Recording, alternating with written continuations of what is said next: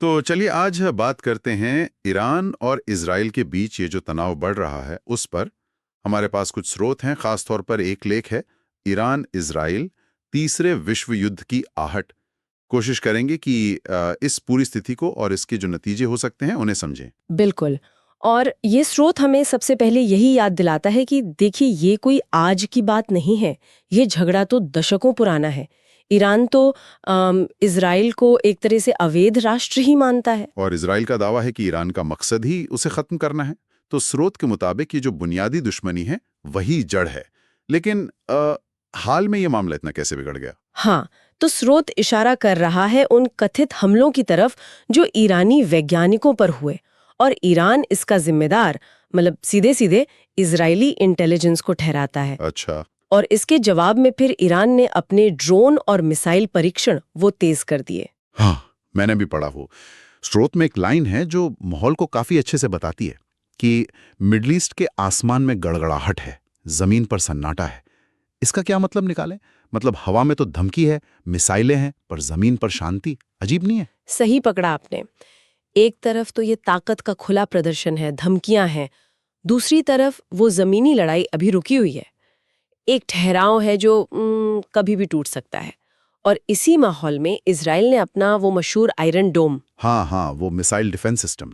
जी वही, वो मिसाइल रक्षा प्रणाली जो हवा में ही रॉकेट नष्ट करने के लिए जानी जाती है, उसे सक्रिय कर दिया है। और ईरान ईरान क्या कह रहा है? ईरान की तरफ से धमकी आई है कि अगर कोई हमला हुआ तो जवाब ऐसा होगा जिसे दुनिया लंबे समय तक याद रखेगी। अब ये सिर्फ क्या कहते हैं बयानबाजी है या वाकई कोई बड़ी तैयारी है, स्रोत इस पर थोड़ा अटकलें लगा रहा है। दुनिया याद रखेगी, ये सुनने में तो काफी गंभीर लगता है। स्रोत के हिसाब से इसका मतलब क्या हो सकता है? मतलब क्या वो किसी बहुत बड़े विनाशकारी हमले का संकेत दे रहे हैं? स्रोत इसे पूरी तरह साफ नहीं करता, लेकिन ये दिखाता है कि तनाव किस लेवल पर पहुंच चुका है। और देखिए, बात अब सिर्फ इन दो देशों तक ही सीमित नहीं रही है। अमेरिका तो खुलकर इजराइल के साथ खड़ा है। और दूसरी तरफ रूस और चीन, वो ईरान के साथ बातचीत बढ़ा रहे हैं। तो जैसा स्रोत बता रहा है, ये मामला अब लोकल नहीं रहा, ग्लोबल पावर्स भी इसमें खिंचती चली आ रही हैं। बिल्कुल। और यहीं पर स्रोत वो सबसे बड़ा सवाल खड़ा करता है कि क्या ये तीसरे विश्व युद्ध की आहट है।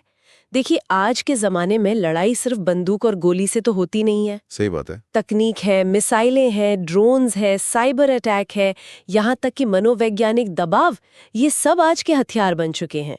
और स्रोत ये भी बहुत साफ कह रहा है कि अगर भगवान न करे जंग छिड़ती है तो उसका असर सिर्फ तेल की कीमतों पर या डॉलर के रेट पर नहीं पड़ेगा, बल्कि सीधा आपके और हमारे जीवन पर पड़ेगा। ये चेतावनी तो काफी सीरियस है।